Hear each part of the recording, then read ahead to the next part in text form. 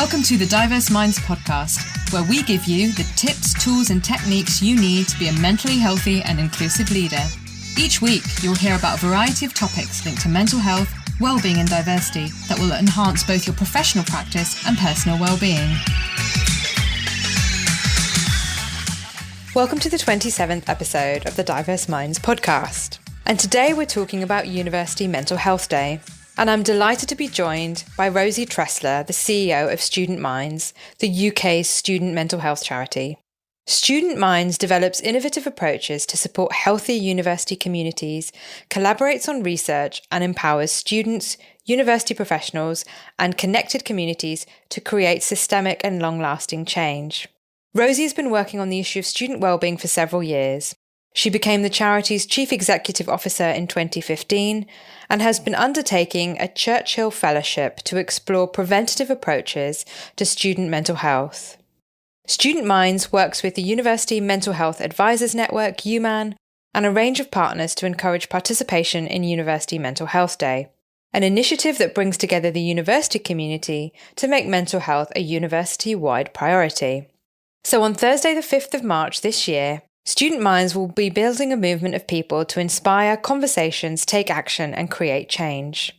On Thursday, Student Minds will see communities coming together with universities, student campaigners, accommodation staff and healthcare providers running events and activities all across the UK. Because the theory is when we work together, we can shape a future in which everyone in higher education can thrive. And I'm very lucky to have known Rosie for a number of years prior to her becoming CEO. And it's always been a joy to work with Rosie and to exchange ideas and to have a supportive ear to listen to me when I've been in stressful situations. So a huge welcome to the show. Thanks, Layla. Lovely to be here and joining you. Yeah, so I've given an introduction to the listeners, but Rosie, is there anything else you want to say about Student Minds and what you do in your journey to becoming the CEO? Yep. Well, Student Minds is the UK student mental health charity, and everything we do is really geared towards creating a higher education environment where everyone can thrive. So we think about, how you create that sense of belonging, how everyone can succeed, but also acknowledging there will be points where everyone might need a bit of extra support and want them to have access to that when they need it. So for us as a charity, we really work on three levels. So we do work which is around student-led approaches for mental health. We then do a lot of work around sector improvement. So actually, how do you have the organisations that interact with students, be it universities or student unions? How do we help them with their approach? And then finally, we also do a lot of research and policy work to try and keep influencing that change. And I guess what pulled me towards the charity, I'd been a student at the University of Nottingham and had been, I guess, one of those kind of keen beings involved with the SU with the Student Union in a lot of different ways, and was lucky enough to be the Equal Opportunities and Welfare Officer. And I think it was through that experience that I really got that sense of how important mental health and wellbeing is, and how it's really at the core of so many of the issues that students can experience and find challenging. And yeah, it really kind of gripped me from that, and then joined the charity Student Minds as it was getting started, and we'd kind of had a couple of different projects under different names, and I was lucky to join in a campaigning role. And then really just getting involved onwards from then, really. I'm definitely still a campaigner at heart, but I've loved getting involved with the development of our training programs, our peer support work, and in the most recent sort of 18 months, 2 years, playing a key role in the development of the University Mental Health Charter. So there's felt like there's a lot of momentum been building, but also still a lot to do. Yeah, thank you, Rosie. And I think what's really important, and you've highlighted, is the three levels with Student Minds and how you and kind of the three areas that you work in, because we both know we're from campaigning backgrounds, and that's really important. But if we don't have those underpinning policies and working in a strategic way, it's very difficult to get there to be real shift and change. Yeah, definitely. I think I know because I've spoken to you over several years, Layla, that when one of the things we're talking about today is University Mental Health Day. When that started back in 2012, I think the sector was in a different place. I think there were lots of staff and students working really hard on the ground, running lots of different initiatives. But I think there was, it's really in the last couple of years, the sort of 3 or 4 years, that we've seen that become much more of a strategic conversation. I think there's a lot of things that have played a role in that. There's a lot of organisations that have played a role in that. But I think, that shift has been really noticeable, and I guess that's bringing different people into the conversation as well. Yeah, which absolutely needs to happen, doesn't it, in order to have that holistic approach and for changes to be made across big universities. Yeah. And so for 2020 then, what are the main areas of focus for Student Minds? We talked about your strategy not that long ago, how you're reshaping your strategy. So what would you say within those 3 areas are your main points of focus? I think it's a great question because it's quite an interesting year for us. So our existing strategy comes to an end at the end of our financial year, so at the end of this summer 2020, and so we're actually in the process over the coming months of having a lot of conversations. There'll be both internal and external, to really think about, okay, so what does the next phase of this look like? Being ambitious, really think about, what do the next 5 to 10 years really look like for this topic, and what's our role in that? There'll be things that we do as a charity, but a lot of what we do is through collaboration, it's through partnership.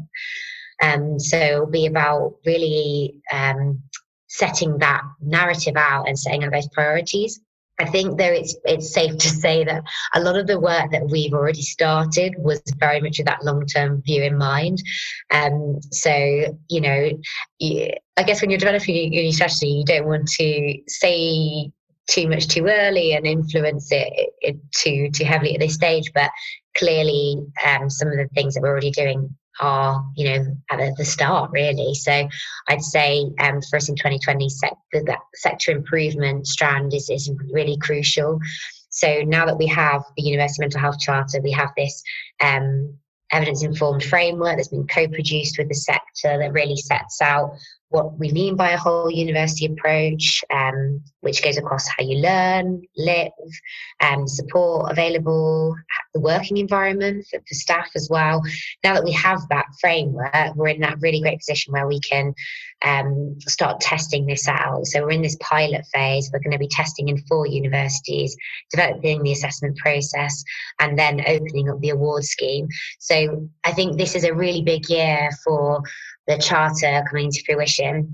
Alongside that, there's other work going on in the sector. So I know that UUK will launch their Refresh Step Change Mental Health for Universities framework, which aligns with the themes that are in the charter and helps to get this conversation going even more with leadership teams in universities as well. So I think there's a lot that's going on around that kind of influencing and support for universities. So I think the support part's a really key thing. This isn't about a highly critical approach. This is about saying that there's a lot of strengths, a lot of things that are already going on that are good, but how do we get more of that? How do we keep that quality improvement going on with universities?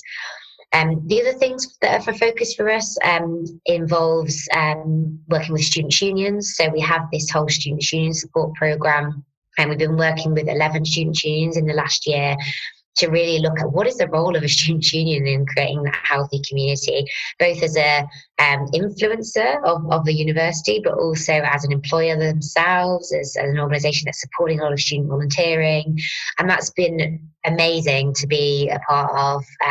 The student unions have really got stuck into that, and we've got lots of initiatives coming up out of that project as well. We've also got, in terms of the sector improvement, other areas, training programs we do continue to develop. So we still do a lot of work around how do you support sports societies. We've got this mental health and sport program and our Look After Your Mate program, which is all around how do you support friends of students that might be struggling with their mental health. So those training programs, I think they've been running for a few years now, and we continue to, keep developing those, keep getting more staff involved with those.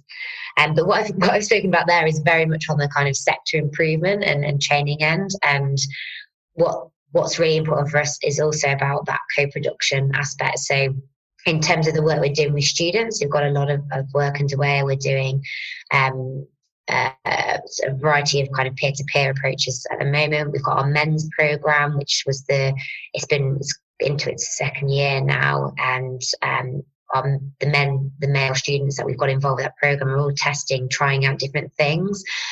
Some of the students at one uni are even doing their own podcast, so you might enjoy listening to that one, Layla. So there's some of that work going on, but also we've got other student-led approaches being tested as well. Really excited that we've got students trying out our new Thrive program, which is all around, building on our experience of support groups of students experiencing difficulties and saying, well, what if we were to develop a program which was more upstream, which was more about how do you support all students with building up the skills and knowledge around well-being and building that into their day-to-day lives. So yeah, that's two of the things. The final thing I'll mention is really then that, what about that policy level? So as you'll have gathered from what I said already, there's a lot of practical work that's going on, and there's a lot of testing of interventions, but then we're also trying to keep learning about, what evidence do we have out there about what's going on in student and staff mental health. So continuing our partnership as a charity partner in SMARTEM, the National Research Network, which runs out of King's College London. And that's really starting to have an impact. Now over 700 researchers signed up to that network, really starting to be more strategic nationally about, what research gaps there are.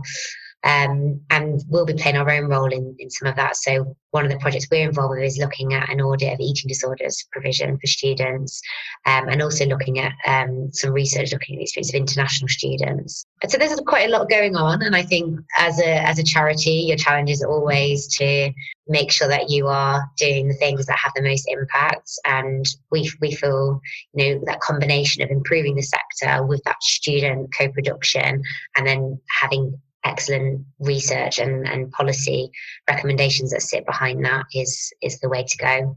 Thanks, Rosie. That's a huge focus, actually. That's huge, big, meaty focus. So, you're clearly going to, I know how busy you are, but, Student Minds as a whole is going to be incredibly busy bringing all of that to fruition. But I think you've mentioned two really important things, which is about collaboration and doing and thinking about different aspects of the student body. So, international student mental health is something very close to my heart, as you know.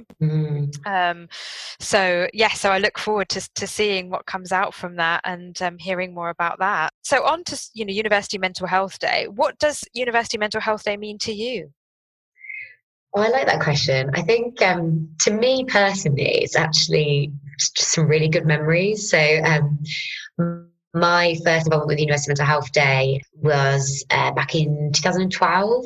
So this was when I was a student union officer, and I had the opportunity to work with, the staff on our campuses that worked in mental health and health promotion, had organised a range of different activities. And so for me, it was really good memory of starting to understand, okay, what is going on and what conversations are people having and what conversations they're not having. And that was my kind of first way into University Mental Health Day, as being a participant myself at a university. But since then, I think it's kind of come to mean a lot of different things. I think we joined up with UMan in really trying to scale this program up. It's been through, I guess it's been run in a lot of different ways. So it's been run as a tiny little volunteer-powered project, through to us having the Student Mind staff team much more involved, coordination and resources. And I think we really feel that the day has, it's a life of its own now. It has. I've been so impressed and amazed by how much staff and students have ran with it and thought about it in the right way. So what we're always trying to encourage people to do is to think, University Mental Health Day, it's a very powerful way that you can build up those partnerships across an institution to really show that the kind of changes that you want to make. It's a way to show the kind of conversations you think need to be had. But I think also it's an acknowledgement that it's not just about that one day. It's about, okay, that day can give you a lot of momentum, but it's about feeding that into what you're doing all year round. So this year for us, what it means to me this year is really about saying, actually, there's a lot of really good work underway in the sector at the moment. And there's now a lot of tools and resources that people can call upon and rely upon. So I'd be very happy this year if you've got staff and students spending a bit of time looking at things like the content of the University Mental Health Charter, or maybe there's postgraduate research students who could get to grips with the Wellbeing Thesis, which is our online platform for PGR students' wellbeing. So, and there'll be other initiatives as well. So I think this year there's a lot that people can start using to think about, okay, what are we doing at this institution and how can we continue to make this a university-wide priority? Oh, thanks, Rosie. That's lovely, because as you said, you've been involved for a long time as a participant, and now kind of one of the key strategic bodies that shapes the day, working with UMAN, which is University Mental Health Advisors Network. Yeah. So, and a few years ago they published a brilliant paper, didn't they? Was it with you, about the state of student mental health? And I think that's really kicked off a lot of this work. And you talked about some of the ways universities could get involved using collaborative approaches and co-production. Now, we might have some universities or people that work in universities listening thinking, I don't even know where to start. So some universities will clearly be further on and ahead in the game, as it were, who've been early adopters. Now, for those universities who are desperate to get involved but don't know really what they could do, including student unions and potentially student societies, what would you suggest? There are a variety of ways in which universities can get involved with the University Mental Health Day. So one way is to have a look actually at the website and also the hashtag to get a flavour for some of the activities we're sharing in advance. So we can start to see staff members and students tweeting about things that they're already running in the coming weeks. So that's really positive. So definitely to get some inspiration from those.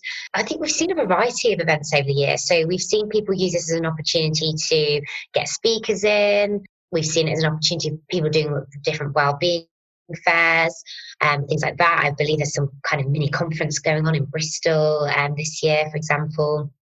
We also know that there'll be some of the things launching on the day. So we have been acting as an advisor on a great piece of work that's been done by the What Works Centre for Wellbeing. They are going to be publishing a review of reviews of the evidence base in student mental health on the day itself. So there's kind of, I guess, different ways people get involved as an organiser themselves to run events. Or perhaps there's more of a participant online, tweeting, sharing insights, sharing best practice, or, maybe spending a bit of time reading. That's okay too. If people think, this is the day I'm going to put aside to really look through some of these materials, then that's also fantastic. So I think it'll be about universities can get involved in lots of different ways. There might also be some universities that aren't taking part on the day itself but have built in activities on other points in the month as well. So there's lots that you can do both as an institution level and then also as individuals, thinking through what kind of time do I have over this period and how can I put that to good effect. Yeah, that's super helpful, isn't it? Because it doesn't have to be an all singing, all dancing massive conference. If that's what people want to do, brilliant. But I think it's great, that tip you've just shared around, well, maybe you're going to set aside a day and read some reports, going through the years, looking at some abstracts, thinking around where are we going to go, how are we going to make sure there's provision for different groups of students. So thank you, Rosie, that's super helpful. And workplaces might be listening. So what could they do to support the work of universities and essentially their future workforce? So, University Mental Health Day, workplaces might think, I'm not based in a university. So what would you suggest? How could there be some collaboration or tangential involvement? Yeah, I think that workplaces can do a lot, actually. There's definitely things that they can be doing their end of this. So we did some research a couple of years ago now, looking at the experience of graduates making the transition out of university into the workplace. So this was a study which was to look at the well-being of young people when they were making that transition. We used a few different measures there. We were looking at wellbeing measures, we were looking at perceived stress scale and really looking at what's the impact of different initiatives. And what was quite interesting, there was a lot that came through about how the actual recruitment period could be improved. I think really we're concerned lots of students have been encouraged to do loads and loads of job applications at a time when they're already trying to finish their degrees and possibly doing part-time work, possibly doing, that's increasing more and more, other types of commitments that they have, and that's without even considering, students who might have care responsibilities, other things that they are supporting their lifestyle as well. So actually, there's a challenge if students are being encouraged to apply for loads and loads of jobs, and if the recruitment process isn't straightforward and is making people do an interview here and an interview there and travel across the country and everything else, that isn't necessarily going to be positive for people either. So we think that there's probably a lot that workplaces can do to make sure that they have good recruitment processes in place. Then when they actually offer people jobs, that they're getting the induction right, that they're supporting people through that transition. One of the things that came through in our research was even around, how are you helping people that might be moving across the country and having to get new housing sorted and everything else. And then, supporting them with that transition, with that induction period, and then really thinking about the culture they're creating. So I do think this generation now that is coming through get this stuff, the kind of things that you talk about on your podcast. This generation now, I think Gen Z, this is a generation that gets it, that is radically inclusive, that's compassionate, that has a very strong vision actually overall of the kind of world that they'd like to see, that would be positive for all of us. And I think they'll be taking that into workplaces. So I think the challenge for a lot of workplaces and employers now is how they respond to that and take that mantle and take that challenge and actually see there's things that between our generations that we can all learn from each other. So there's a lot that I think they can do. And I would always say to workplaces, do start by looking at some of that research to get a good grip of what students are saying, what they're experiencing. But I also think there's an opportunity for workplaces to partner as well. So, we have hopefully started some conversations with some employers around this. We would welcome approaches from organisations that are saying, we'd like to do something to contribute to this topic, to help improve our understanding and help support people through that additional time of transition.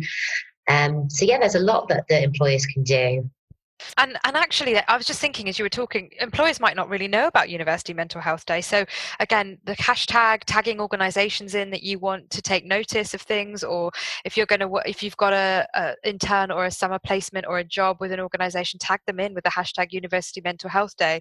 And I also know that a number of organisations have done their own research on mental health, so their staff surveys, but also with particular graduate training programmes. So I would say it's also worth having a look at that and actually highlighting the good practice beacon organisations and to let other organisations know what's possible. Definitely. So thank you. The recruitment point's really important, and actually when the recruitment cycle is and how it falls when students are, likely to be extremely under a lot of stress and pressure. And then, of course, with Diverse Minds, we love to talk about inclusion. And so my my penultimate question to you really is how do you think student mental health could be made, so not just the day, but student mental health in general, could be made as inclusive as possible? And we've talked about international students, but we've also talked in the past together around Black and minority ethnic UK students and how they have worse outcomes, whether that's going to seek support and then accessing support and getting support. There's particular gender differences, disabled versus non-disabled students. So any thoughts you had on how it can be made more inclusive? Yeah, absolutely. I think this is one of the most important questions to be asking actually at this point. So, as we were discussing at the start of this, a lot of really positive momentum is built. We've got now a really good evidence-based framework for a whole university approach. There are lots of organisations delivering different work, be it University UK, Amoshi, the Student Services Organisation, Office for Students has funded a lot of different challenge competition projects. Like there's lots of, there's plenty more beyond that. There's lots of positive going on. But I think for me, when I look at it, the area that we now need to be really challenging ourselves on together as a sector is that point about, are we doing this as inclusively and through an intersectional lens as possible. So there's definitely some things I think that have started. So for us as a charity, health inequalities is a strand that we picked up a few years ago in our strategy. So we have a member of staff in our team who is our equalities lead, and worked with us to do some initial research looking at the experiences of LGBTQ plus students. And that was because, we felt in our team, a lot of us, so myself included, like I identify as bisexual. I think a lot of us really recognising that more needs to be done around the experiences of LGBT communities around this. But we've really felt like we didn't know enough about the student experience end of that. We've been lucky to connect with some great researchers. There's some great research going on at King's actually on this at the moment, King's College London.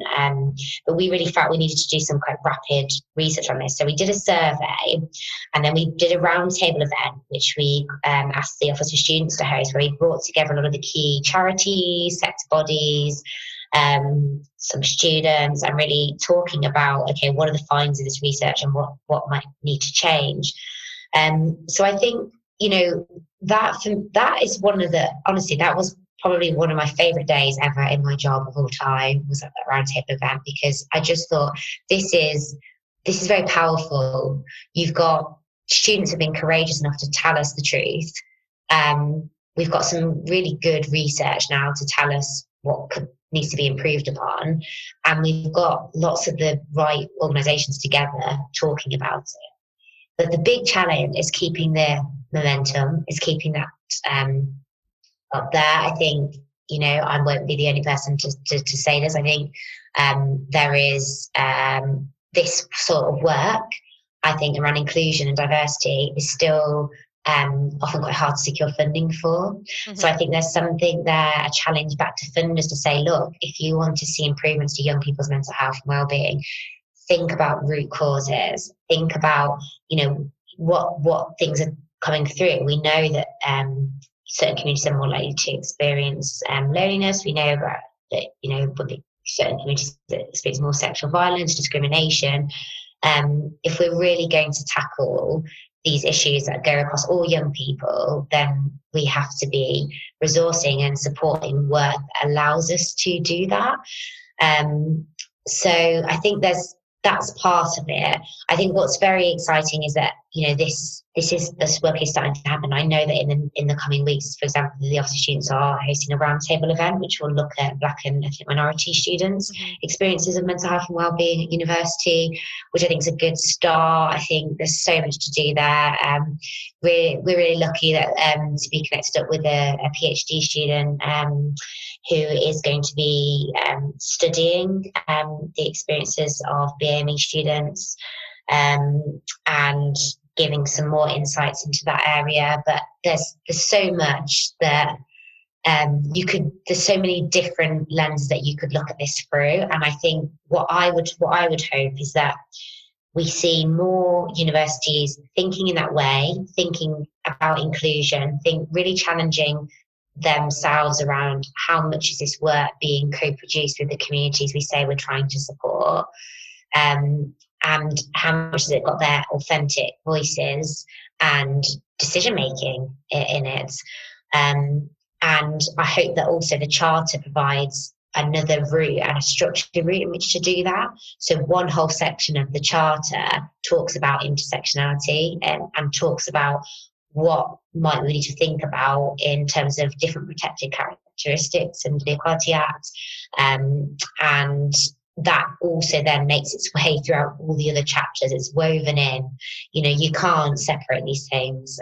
So I am, as you can probably tell from the tone of my voice, I'm very passionate that inclusion is absolutely key to creating healthy university communities. And I know that there's lots of other organisations as well that are doing stuff in this area, Advanced HE with their race equality charter. There's a lot of will, I feel, and I am an endlessly optimistic person, so I do feel optimistic. But when we look at the data and when we look at what some students are telling us in responses to certain surveys, we clearly have a lot to do. And that is us being able to be candid and be reflective about how we're doing. And I think if any sector is going to be able to do it, then it should be the university sector. Like we should be really well placed to tackle these issues head on. And, you know, that starts with putting and empowering communities to play leadership in that as well. That question from such a kind of deep place, as opposed to tick box, tick box, tick box, which I'm not criticizing anyone, but it can be difficult to do. And I think there does need to be a resource, absolutely. And one of the things that also came into my mind, and I've written about in a blog, is get your student societies involved. So your different cultural societies, your different perspectives on societies, get your student union involved and really try and shape it so you can think of all those angles, because we all see the world from our own perspectives.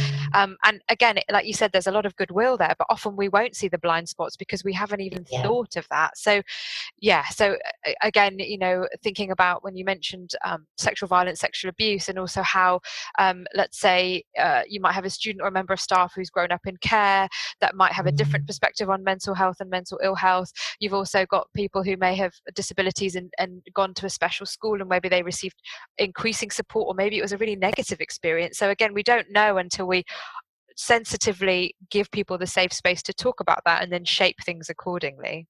Absolutely. And I think we're really experiencing that with some work we're involved with at the moment. So the work that we're doing around international students, this is one of the Office for Students funded programmes, working with University of Nottingham, Leeds and SOAS, and also an organisation called Campus Life. And I know that in the focus groups that are already happening, we're getting such amazing feedback from students about the things that absolutely are blind spots. Until you have been an international student studying in another country, dealing with in the current political context, and trying to navigate lots of different systems, we have to listen to those voices. We can't make assumptions, and we have to all be willing to say we don't know.